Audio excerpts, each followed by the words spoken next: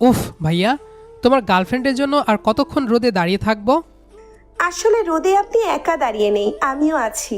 আর ঝগড়াটা কিন্তু আমার আপু আর আপনার ভাইয়ার মধ্যে হচ্ছে। সে তো দেখছিই, কিন্তু ঝগড়া থামাতে এসে আমি যে আপনার মায়ে পড়ে যাব সেটা তো স্ক্রিপ্টে ছিল না। তাই নাকি? তা এই মায়াকে শুধু আজকের জন্যই, নাকি ভবিষ্যৎ নিয়ে কোনো পরিকল্পনা আছে? পরিকল্পনা তো অনেক বড়, তবে তার আগে হবু ভাবির হাত থেকে পার পাবো কি না সেটাই ভাবছি। তাহলে পুরো গল্পটা শুনেই দেখুন না, আমাদের এই ঝগড়া আর প্রেমের শেষটা কোথায় হয়। এতক্ষণ শুনছিলেন সারাংশ, এবার আসি মূল গল্পে। উফ ভাইয়া, আর কতক্ষণ এভাবে অপেক্ষা করতে হবে? আর একটু অপেক্ষা করো, এখনই এসে যাবে। হয়তো রাস্তায় জ্যামে পড়েছে। এই বলে আরও কিছুক্ষণ অপেক্ষা করতে লাগলাম। আসলে আজকে আমি ভাইয়ার গার্লফ্রেন্ডের সাথে দেখা করতে এসেছি। অনেক দিন থেকেই ভাইয়াকে বলেছি দেখা করিয়ে দাও, দেখা করিয়ে দাও, কিন্তু ভাইয়া কাজ আছে বলে এড়িয়ে যেত। আর আজকে ওর গার্লফ্রেন্ডের জন্মদিন, তাই আমি এক প্রকার জোর করেই ভাইয়ার সাথে এসেছি। একমাত্র হবু ভাবি বলে কথা, না দেখলে কি হয়। আরও কিছুক্ষণ অপেক্ষা করার পর ভাইয়ার গার্লফ্রেন্ড এলো, আর সাথে একটা মেয়ে। ভাবিকে দেখেই ভাইয়ার রাগ শুরু। এতক্ষণ লাগে আসতে? আধা ঘন্টা ধরে দাঁড়িয়ে আছি। তখনই ভাবি বলে উঠল, তো কি হয়েছে? দরকার হলে সারাদিন অপেক্ষা করবে, অন্য সময় যে নিজে লেট করে আসো তখন। আমি কি ইচ্ছে করে লেট করি নাকি? অফিসের কাজ থাকে, সেসব শেষ করে আসতে আসতে দেরি হয়ে যায়। তো আমারও তো কাজ থাকে, সেগুলো শেষ করে আসতে আমারও লেট হয়। তা এমন কি কাজ তোমার? ওই মেকআপ ছাড়া আর কি কাজ থাকে? হ্যাঁ, সারাদিন মেকআপ করি, আর বাড়ির কাজ তো তুমি গিয়ে করে দিয়ে আসো, তাই না? হ্যাঁ হ্যাঁ জানি, কি কাজ করো তুমি। কি কাজ করি মানে? এই, তুমি কি এখানে আমার সাথে ঝগড়া করার জন্য আসছো? মানে এমন একটা দিনেও, ধ্যাত, কার সাথে যে আমি কথা বলছি। থাকো, আমি গেলাম, আর কখনো আমায় কল দিবে না। এই বলেই ভাবি চলে যেতে নিলে আমি তাড়াতাড়ি সামনে গিয়ে পথ আটকে দাঁড়ালাম। আরে আরে, কোথায় যাচ্ছেন? এভাবে রাগ করে চলে গেলে আমার কি হবে? ভাবি আর পাশে থাকা মেয়েটা একে অপরের দিকে তাকালো একবার, তারপর আমার দিকে। বুঝতে পারলাম ওরা আমাকে এখনও চিনতে পারেনি। তাই আমি বললাম, শুভ জন্মদিন ডিয়ার হবু ভাবি। আজকের দিনে এভাবে রাগ করে চলে যাচ্ছেন, তাও আবার আমাকে রেখে। এটা কি উচিত? ভাবি অবাক হয়ে ভাইয়ার দিকে তাকালো। তখনই ভাইয়া বলল, ইনি হচ্ছেন আপনার একমাত্র দেবর মাহিন। ভাবি এসে আমার দিকে তাকালো। তার মানে তুমিই মাহিন? জি, আমাকে চিনেন তাহলে? ভাবি একটু হেসে মাথা নেড়ে বলল, চিনবো না কেন? এই লোকটার মুখে তো তোমারই গল্প বেশি শোনা হয়েছে। মাহিন এটা করেছে, মাহিন ওটা করেছে। আমি একটু লজ্জা পেয়ে হাসলাম। জানি না কি কি বলেছে, তবে আমি কিন্তু অনেক ভদ্র আর শান্ত। হ্যাঁ, তা তো দেখলামই। আর অন্য কারো মতো হওয়ারও চেষ্টা করবে না। কথাটা ভাবি ভাইয়াকে ঠেস মেরে বলল, যেটা ভাইয়া বেশ ভালোই বুঝতে পেরেছে, কিন্তু আর কিছু বলল না। তাহলে অনুগ্রহ করে চলুন ক্যাফেতে গিয়ে বসে। এভাবে রোদে দাঁড়িয়ে থাকলে মাথায় আগুন ধরে যাবে, তখন আবার ফায়ার সার্ভিসকে ডাকতে হবে। আমার কথা শুনে সবাই হেসে উঠল, সাথে ওই মেয়েটাও। আমার চোখ অজান্তেই তার দিকে গেল। এতক্ষণ খেয়াল না করলেও এখন করলাম। বেশ সুন্দর দেখতে, একদম ভাবির মতোই। তারপর আমরা একটা ক্যাফেতে গিয়ে বসলাম, আর এর মধ্যেই ওদের দুজনের ঝগড়া শেষ হলো। তাও এমনি এমনি না, ভাইয়া অনেকবার সরি বলেছে। তারপর হঠাৎ ভাবি বলে উঠল, আরে হ্যাঁ, আমি তো ভুলেই গিয়েছি। এই যে ও হচ্ছে রিয়া, আমার খালাতো বোন।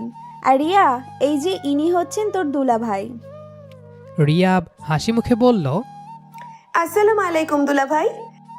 ভাইয়াও হেসে জবাব দিল, ওয়ালাইকুম আসসালাম, কেমন আছো? আলহামদুলিল্লাহ ভালো, আপনি কেমন আছেন? ভালোই ছিলাম, তবে তোমাকে দেখে আরও ভালো ফিল করছি। বলেই ভাইয়া ভাবির দিকে আর চোখে তাকালো। ভাবিও কম না, সাথে সাথে বলল, ও আচ্ছা, তাই নাকি? আমাকে দেখে তো কখনো এমনটা বলনি তুমি। কারণ তখন ফিল হয়নি। ও আচ্ছা, তাই। তখনই রিয়া মাঝখান থেকে বলে উঠল, আরে আরে, আপনারা আবার ঝগড়া লাগিয়ে দিয়েন না প্লিজ। আমিও বলে উঠলাম, হ্যাঁ, যা অবস্থা দেখছি বিয়ের পর রোম্যান্সের থেকে ঝগড়াটাই বেশি হবে। আমার কথাটা শুনে ভাইয়া আর ভাবি দুজনেই ভীষণ লজ্জা পেল। এটা দেখে রিয়া হালকা হেসে আমার দিকে তাকিয়ে বলল, আপনি আগেই বিয়ের পরের ভবিষ্যৎ দেখে ফেললেন নাকি? না না, আমি তো শুধু সম্ভাবনা বিশ্লেষণ করলাম। বাস্তব অভিজ্ঞতা না থাকলেও মানুষের মুখ দেখে অনেক কিছু বোঝা যায়। এই কথা শুনে রিয়া হেসে উঠল। ভাইয়া আমার দিকে চোখ বড় করে তাকালো, কিন্তু কিছু বলল না। ভাবি তখনও ভান করে মুখ অন্যদিকে ঘুরিয়ে রেখেছে, কিন্তু ঠোঁটের কোণে যে হাসিটা লুকাতে পারছে না সেটা আমি ঠিকই ধরতে পারলাম। ক্যাফের ভেতরে হালকা কফির ঘ্রাণ আর বাইরে সন্ধ্যার নরম আলো, সব মিলিয়ে একটা অন্যরকম সুন্দর পরিবেশ। আমরা সবাই বসে আছি, কিন্তু ভাইয়া আর ভাবির মধ্যে ছোট ছোট খুনসুটি যেন চলতেই আছে। হঠাৎ ভাবি আবার শুরু করলো, আচ্ছা মাহিন, তোমার ভাই কি সবসময় এমনই বেশি কথা বলে, নাকি আজকে স্পেশাল দিন বলে বেশি বেশি শুরু করেছে? আমি একটু ভেবে বললাম, সত্যি বলতে কি ভাইয়া দুটোই করে। কখনো কম কথা বলে, কখনো আবার এমন কথা বলে যে আশেপাশের মানুষ শুনে পাগল হয়ে যায়। ভাইয়া সাথে সাথে বলে উঠল, তোর কি আমার বদনাম না করলে ভালো লাগে না? সত্য কথা বললে সেটা বদনাম হয় না ভাইয়া। তুই চুপ থাক, আরেকটা কথা বললে খবর আছে। কেন, কি করবে তুমি? তোমার এত সাহস নেই যে আমার সামনে আমার দেবরকে তুমি কিছু করবে? আমি হালকা চিৎকার দিয়ে বলে উঠলাম, বাহ ভাবি বাহ, এই না হলে আমার ভাবি। যাক, অবশেষে কাউকে তো পেলাম যে আমার পক্ষ নিয়ে কথা বলবে। অবশ্যই আমি তোমার পক্ষে। হায় আল্লাহ, কি ভাগ্য আমার! জিনিস আমার, কিন্তু পক্ষ নিচ্ছে আরেকজনের। জিনিস ঠিকমতো সামলে রাখতে পারো না দেখেই তো এই অবস্থা। এ কথা শুনে আমি আর রিয়া হেসে উঠলাম, আর ভাইয়া মুখ ভেঙচে দিয়ে অন্যদিকে তাকালো। ঠিক তখন ওয়েটার এসে কেক নিয়ে এলো, ছোট্ট সুন্দর একটা চকলেট কেক, আর ওপরে খুব সুন্দর করে লেখা হ্যাপি বার্থডে মাই হানি। লেখাটা আমি একটু জোরে জোরে পড়লাম, হ্যাপি বার্থডে মাই হানি। তখনই রিয়া বলে উঠল, ওহো, কি ভালোবাসা! এইটা শুনে ভাইয়া আর ভাবি তো লজ্জায় শেষ। ভাবি বড় বড় চোখ করে ভাইয়ার দিকে তাকালো আর ফিসফিস করে বলল, এখানে এইসব লেখার কি দরকার ছিল? নাম দিলেও তো পারতে। আরে আমি কি জানতাম নাকি যে ওরা আসবে? মাহিন তো জোর করে আমার সাথে এসেছে। তোমার মাথা। তখনই আমি বলে উঠলাম, আরে আরে কুল, এত লজ্জা পেতে হবে না, আমরাই তো। আর এখন কিন্তু কেক কেটে ফেলা উচিত। দেখো কেকটা কিভাবে তাকিয়ে আছে। আমার কথা শেষ হতেই রিয়া হেসে কেকটার দিকে তাকালো। হ্যাঁ সত্যিই তো, কেকটা তো মনে হচ্ছে আমাদের দিকে তাকিয়ে বলছে আমাকে খাও না, আর কতক্ষণ এভাবে রাখবে? ওর কথা শুনে সবাই হেসে উঠল। ভাইয়া একটু লজ্জা পেয়ে কেকটার দিকে তাকালো, তারপর ধীরে ধীরে বলল, আচ্ছা আচ্ছা ঠিক আছে, আর নাটক না, এখন কেক কাটো সবাই। ভাবি একটু থমকে দাঁড়িয়েছিল। আগের রাগ অভিমান সব মিলিয়ে মুখটা এখন একদম নরম, চোখে একটু চকচকে ভাব। ভাইয়া আস্তে করে ওর দিকে ছুরি এগিয়ে দিল। নাও এবার কেকটা কাটো। এই ছোট্ট কথাটাই যেন ভাবির ভেতরের সব অভিমান গলিয়ে দিল। সে একবার ভাইয়ার দিকে তাকালো, তারপর হালকা শ্বাস নিয়ে ছুরিটা হাতে নিল এবং চোখ বন্ধ করল। ক্যান্ডেলের আলোটা তার মুখে পড়ছে, আর সেই মুহূর্তটা যেন একটু থমকে গেল। ক্যাফের শব্দ, মানুষের কথা সব যেন দূরে সরে গেছে। কিছুক্ষণ পর সে চোখ খুলল। আমি চাই আজকের এই দিনটা শুধু জন্মদিন না হোক, বরং আমাদের সব ভুল বোঝাবুঝির একটা সুন্দর শুরু হোক। এই কথাটা শুনে ভাইয়া একটু চুপ হয়ে গেল, তারপর ধীরে ধীরে মাথা নেড়ে বলল, ঠিক আছে। রিয়া ফিসফিস করে আমার দিকে তাকিয়ে বলল, দেখছো, ঝগড়া দিয়ে শুরু, কিন্তু শেষটা একদম সিনেমার মতো। এটাই তো রিয়েল লাইফ, স্ক্রিপ্ট ছাড়া ড্রামা। তারপর ভাইয়া আর ভাবি একসাথে কেকটা কাটল। কাটার মুহূর্তে ক্যান্ডেলের আগুনটা একটু কেঁপে উঠল, যেন সেই মুহূর্তটাকে সিল করে দিল। চারপাশে তালি পড়ল। রিয়া সবচেয়ে বেশি এক্সাইটেড হয়ে হাততালি দিচ্ছিল। তারপর ওয়েটার কেক প্লেটে করে দিতে শুরু করলো। প্রথম টুকরাটা ভাইয়া নিজে হাতে তুলে ভাবির দিকে এগিয়ে দিল। এই নাও। ভাবি একটু অবাক হয়ে তাকালো, তারপর ধীরে ধীরে সেই টুকরোটা নিল। কিছু সেকেন্ড কেউ কিছু বলল না। কেক খেতে খেতে পরিবেশটা ধীরে ধীরে হালকা হয়ে গেল। আগে সেই টান টান ঝগড়ার জায়গায় এখন ছোট ছোট হাসি, চোখাচোখি আর লুকানো খুনসুটি। বাইরের সন্ধ্যার আলো আরও গাঢ় হচ্ছে। ক্যাফের কাচের জানালা দিয়ে শহরের লাইটগুলো জ্বলে উঠছে ধীরে ধীরে। তারপর একসময় আমি বলে উঠলাম, এত সুন্দর একটা দিন, অথচ একটা সেলফিও তোলা হলো না। হ্যাঁ তাই তো, তোর ফোন দিয়ে ছবি তুল তাহলে, ক্যামেরা ভালো আছে। তারপর আমি ফোনটা বের করে সবাই একসাথে সেলফি নিলাম। তারপর আমি আর রিয়া একটু অন্যদিকে চলে আসলাম, যাতে ভাইয়া আর ভাবি আলাদা কথা বলতে পারে। সাইডে যেতেই রিয়া আমাকে উদ্দেশ্য করে বলল, ছবিগুলো কিভাবে পাবো? আপনার হোয়াটসঅ্যাপ নাম্বার দিন, আমি ডকুমেন্ট করে পাঠিয়ে দিব। ওকে, লিখুন। তারপর আমি নাম্বারটা লিখলাম। রাতে ফ্রি হয়ে দিলে হবে নাকি এখনই দিব? সমস্যা নেই, ফ্রি হয়ে দিয়েন। রিয়ার নাম্বারটা সেভ করে আমি একটু হেসে বললাম, ওকে। তো আপনি কিসে পড়েন? Inter first year. আর আপনি? Honours second year. ও আচ্ছা। এভাবে আরও কিছুক্ষণ কথা বলার পর ভাইয়া আর ভাবি আসলো। ভাইয়া আমাকে উদ্দেশ্য করে বলল, মাহিন চল, এবার চলে যেতে হবে। তখনই আমার কিছু একটা মনে পড়ল। আমি সাথে সাথে পকেটে হাত দিলাম। তারপর একটা সুন্দর ব্রেসলেট বের করে ভাবির দিকে এগিয়ে দিলাম। এইটা আমার তরফ থেকে ছোট্ট একটা গিফট। ভাইয়া আমার দিকে চোখ বড় বড় করে তাকিয়ে বলল, এইটা আবার তুই কখন কিনলি? গতকালকেই কিনে রেখেছিলাম। এইসবের কি দরকার ছিল মাহিন? তুমি হচ্ছ ছোট, তুমি উল্টো আমাদের থেকে নিবে। সেটা তো নিবই ভাবি, তবে অনেক বড় কিছু, তখন কিন্তু মানা করতে পারবে না। কথাটা আমি রিয়ার দিকে তাকিয়ে বললাম। কেন দেব না? অবশ্যই দেব। তুমি শুধু বলো কি চাও। এখন না, সময় আসুক তারপর বলবো। ঠিক আছে, আজ তাহলে আসি। ঠিক আছে, ভালো থাকবেন, আবার দেখা হবে কোনো একদিন। তারপর ওদেরকে একটা রিকশাতে তুলে দিয়ে আমি আর ভাইয়া বাইক নিয়ে বাসায় চলে গেলাম। রাতে খাওয়া দাওয়া শেষে রুমে গিয়ে মোবাইল হাতে নিলাম। তারপর সবার আগে রিয়াকে ছবিগুলো পাঠালাম, আর সাথে একটা হ্যালো মেসেজ। রাত তখন অনেকটাই নেমে এসেছে। বাসার বাতি নিভে গেলেও আমার ঘরের টেবিল ল্যাম্পটা জ্বলছে। ফোনের স্ক্রিনে রিয়ার নামটা দেখে একটু থমকে গেলাম। ওপাশ থেকে রিপ্লে এসেছে। হাই। আমি সাথে সাথে রিপ্লে দিলাম। ছবি পেয়েছেন? হ্যাঁ, অনেক সুন্দর এসেছে সবগুলো ছবি, থ্যাঙ্কস। ওয়েলকাম। কি করছেন? এই তো কিছু না, খাওয়া দাওয়া করে রুমে আসলাম। আপনি? আমিও। কিছুক্ষণ নীরবতার পর আমি আবার লিখলাম, আজকের দিনটা মাথার ভেতর বারবার রিপ্লে হচ্ছে। আমারও, বিশেষ করে শুরুটা মনে হচ্ছিল এখনই বুঝি ঝড় উঠবে। আর শেষটা কিন্তু একদম শান্ত সমুদ্র। আপু আর আপনার ভাইয়ার ঝগড়াটা দেখতে দেখতে কখন যে হাসিতে পরিণত হলো বুঝতেই পারিনি। আপনি না থাকলে এতটা হালকা হতো না পরিবেশটা। আবার শুরু করলেন? না, আজকে শুধু সত্য কথাই বলবো ঠিক করেছি।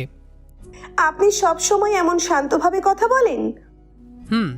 তবে সবার সাথে না, কিছু কিছু মানুষের সাথে। বুঝলাম। কি বুঝলেন? কিছু না। আমি ফোনের দিকে তাকিয়ে হালকা হাসলাম। আচ্ছা, একটা কথা জিজ্ঞেস করি? করুন। আজকে প্রথম দেখায় আমাকে কেমন লাগলো আপনার? ওপাশে কয়েক সেকেন্ড চুপ, তারপর রিপ্লাই, সত্যি বলবো? অবশ্যই। আপনাকে দেখে মনে হয়নি আপনি এত কথা বলতে পারেন, অনেক সিরিয়াস টাইপ লাগছিল। আসলে মানুষকে বাইরে দেখে যাচাই করা ঠিক না, ভেতরে সে অন্যরকমও হতে পারে। হ্যাঁ, সেটা আপনাকে দেখে বুঝেছি।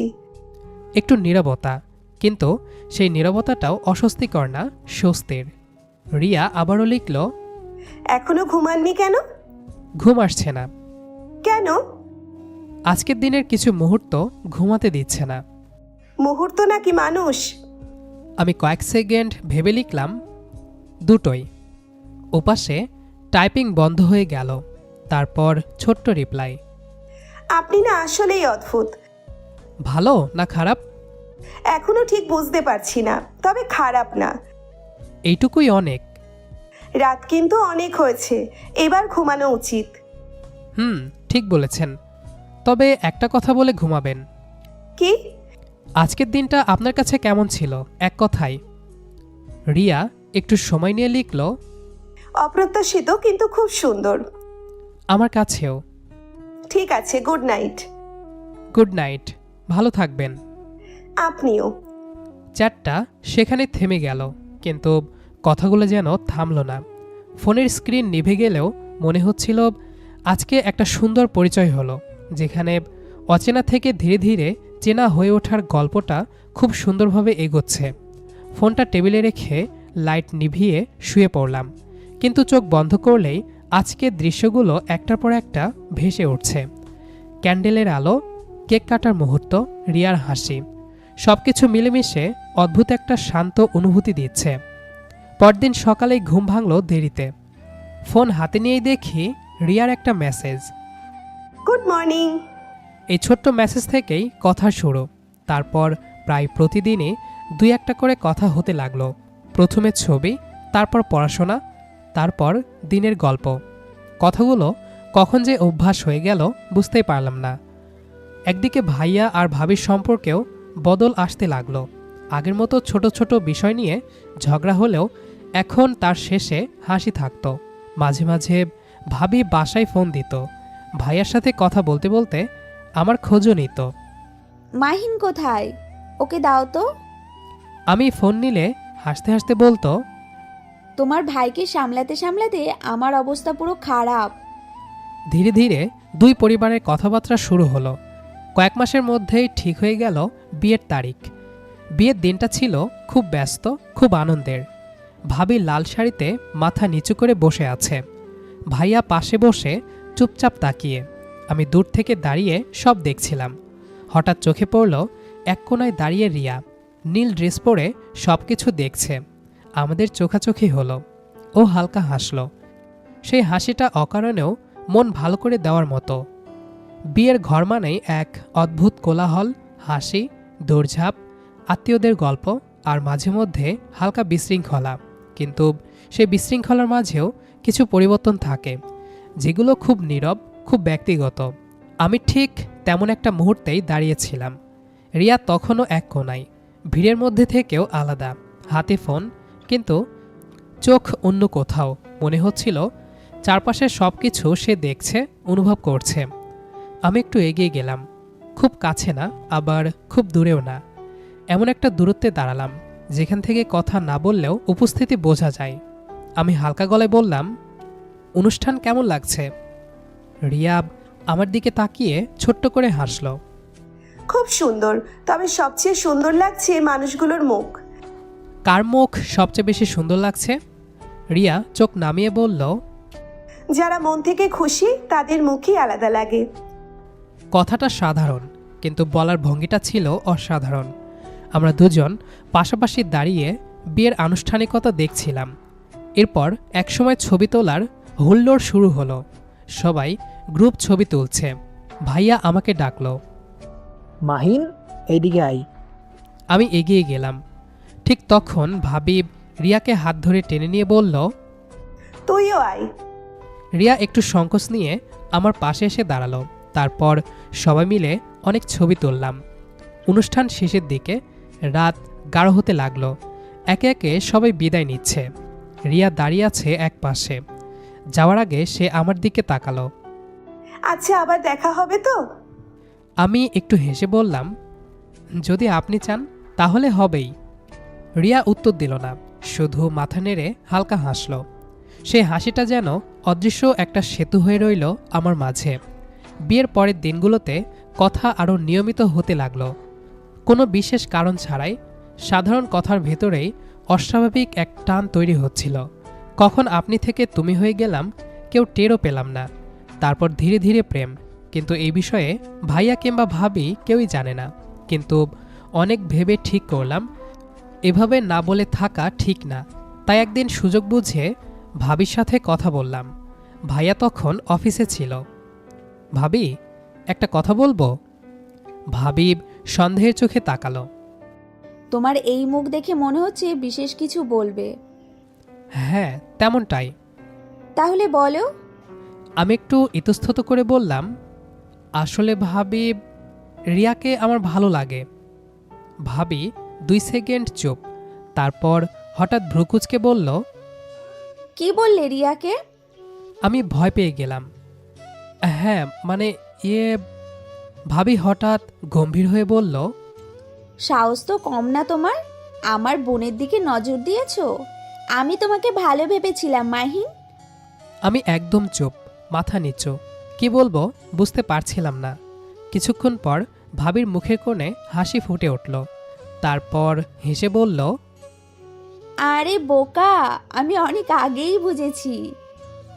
আমি অবাক হয়ে তাকালাম। তোমাদের চোখ দেখলেই তো সব বোঝা যায়, আর আমিও তো এই সময়টা পার করে এসেছি। ভাবির কথায় আমি লজ্জা পেয়ে বললাম, তাহলে রাগ করলে কেন? এমনি দেখলাম তুমি কি রিয়াকশন দাও। তারপর আমার মাথায় হালকা চাপড় দিয়ে বলল, রিয়া খুব ভালো মেয়ে, আর তুমিও খারাপ না। আমি কথা বলবো ওদের বাসায়। আমার বুকের ভেতর যেন হালকা হয়ে গেল। সত্যি বলছো ভাবি? তবে সবকিছু সময় মতো হবে, তাড়াহুড়ো নেই। আমি হাসলাম। মনে হচ্ছিল পৃথিবীটা হঠাৎ খুব সহজ হয়ে গেছে। তারপর রুমে গিয়ে ফোন নিয়ে রিয়াকে সবটা খুলে বললাম। সেও ভীষণ খুশি। সত্যি আপু জানে সব? হ্যাঁ, আর সবচেয়ে অবাক করা ব্যাপার, সে অনেক আগেই বুঝে ফেলেছিল। আমি এখন হাসবো নাকি লজ্জা পাবো বুঝতে পারছি না। দুটোই করতে পারো, তোমাকে দুটোতেই ভালো লাগে। আবার শুরু করেছো? আজ থামতে ইচ্ছে করছে না। কেন? কারণ আজকে প্রথমবার মনে হচ্ছে তোমাকে নিয়ে স্বপ্ন দেখা অন্যায় না। রিয়া কিছুক্ষণ চুপ, তারপর লিখল, তুমি জানো আমি খুব ভয় পেয়েছিলাম যদি কেউ ভুল বোঝে। এখন আর ভয় আছে? না, এখন অদ্ভুত এক শান্তি লাগছে। আমারও মনে হচ্ছে আমরা আর লুকিয়ে কথা বলছি না, খোলা আকাশের নিচে দাঁড়িয়ে কথা বলছি। আচ্ছা একটা কথা বলি। বলো। তোমার সাথে কথা বলতে বলতে কখন যে সময় চলে যায় বুঝতেই পারি না। সময় যায় কিন্তু কথা ফোরায় না। যদি কোনোদিন কথা ফুরিয়ে যায়? তাহলে চুপ করে বসে থাকবো, তবুও ভালো লাগবে। তুমি সব সময় এমন কথা বলো কেন? কারণ তুমি শোনো। তুমি না আসলেই অদ্ভুত। খারাপ অদ্ভুত? না, অদ্ভুতের মতো অদ্ভুত, আর সেটা আমার ভালো লাগে। তাহলে একটা কথা বলি। বলো। তুমি আমার জীবনে খুব শান্তভাবে ঢুকেছ, কিন্তু এখন পুরো জায়গাটা নিয়ে নিয়েছ। আমি তো কিছুই করিনি। করেছ, আমার প্রতিটা দিনের মধ্যে ঢুকে গেছ। তোমাকে খুব আপন মনে হয়। মাহিন, বলো। তোমার সাথে কথা না বললে এখন দিনটাই অসম্পূর্ণ লাগে। তাহলে তো বিপদ। কেন? কারণ আমিও একই সমস্যায় ভুগছি। তাহলে? তাহলে হয়তো এটা শুধু ভালো লাগা না। তাহলে কি? তুমি বলো। না, তুমি বলো। আমি ভয় পাচ্ছি। কেন? যদি তুমি হেসে দাও? আমি হাসবো না। নিশ্চিত? হুম। আমি তোমাকে ভালোবেসে ফেলেছি। ওপাশে অনেকক্ষণ কোনো রিপ্লাই নেই। টাইপিং আসে, আবার চলে যায়। তারপর ছোট্ট একটা মেসেজ। আমি ভেবেছিলাম তুমি আগে বলবে না। কেন? কারণ আমি অনেক আগে থেকেই একই জায়গায় দাঁড়িয়ে আছি। মানে আমিও যে তোমাকে ভালোবাসি। আমি ফোনের দিকে তাকিয়ে শুধু হাসছিলাম। আমাদের গল্পটা খুব শান্তভাবে শুরু হয়েছিল, তাই না? হ্যাঁ। শেষটাও যেন এমনই শান্ত, সুন্দর আর একসাথে হয়। ইনশাল্লাহ হবে। কথা দাও। কথা দিলাম। তাহলে আজ একটা কথা বলো। বলো, কি শুনতে চাও? তোমার মনের কথা, যা তোমার মনে চলছে তাই বলো। আমার মন বলছে তুমি পাশে থাকলে জীবনে আর কিছুর অভাব থাকবে না। বাহ, এত প্রেমিক পুরুষ হলে কবে থেকে? তোমার প্রেমে পড়েছি যবে থেকে। আচ্ছা শোনো না। বলো। বলছি ঘুম আসছে না, একটা কিছু দাও না। কি দিব? আরে বুঝো না? না বললে বুঝবো কিভাবে? আরে একটা উম্মা। এই এবার কিন্তু বেশি বেশি হয়ে যাচ্ছে। আচ্ছা ঠিক আছে, আর চাইবো না। সত্যি? তবে একটা কথা বলবো। বলো। আজকে সারাদিন যত কথা বলেছি সব মিলিয়ে মনে হচ্ছে তোমার সাথে কথা বলাটা এখন আমার দিনের সবচেয়ে প্রিয় অংশ। তুমি এমন কথা বললে আমি অজান্তেই যেন কোথাও হারিয়ে যাই। দেখো আবার যেন পথ না ভুলে যাও। ওপাশ থেকে হাসির ইমোজি এলো। আমি আবার লিখলাম, রিয়া, বলো। উম্মাটা তাহলে সত্যি বাকি রইল? হুম। কিন্তু আমার এখনই দরকার। এত তাড়া কেন? কারণ ঘুম আসছে না। আচ্ছা চোখ বন্ধ করো। করেছি। কল্পনা করো আমি খুব কাছে দাঁড়িয়ে আছি। হুম। এখন নাও। উম্মা। আমি কয়েক সেকেন্ড চুপ থেকে লিখলাম, পেয়েছি। কেমন লাগলো? অদ্ভুত শান্তি। এবার তাহলে ঘুমাও। ওকে, গুড নাইট। Good night. এভাবেই চলতে থাকে আমাদের দুষ্টুমিষ্টি প্রেম। গল্পের শেষটা তো শুনলেন। ঝগড়া দিয়ে শুরু হলেও আমাদের পরিণতিটা কিন্তু ছিল ভীষণ শান্ত আর সুন্দর। জীবনটা আসলে এমনই, কখনো কখনো অপ্রত্যাশিত মানুষগুলোই সবচেয়ে আপন হয়ে যায়। আমাদের এই ছোট্ট প্রেমের গল্পটি আপনাদের কেমন লেগেছে তা কমেন্টে জানাতে ভুলবেন না। ভালো লাগলে লাইক দিন এবং আমাদের পরবর্তী গল্পগুলো শুনতে চ্যানেলটি সাবস্ক্রাইব করে রাখুন। আজকের মতো বিদায় নিচ্ছি। সবাই ভালো থাকবেন। আল্লাহ হাফেজ।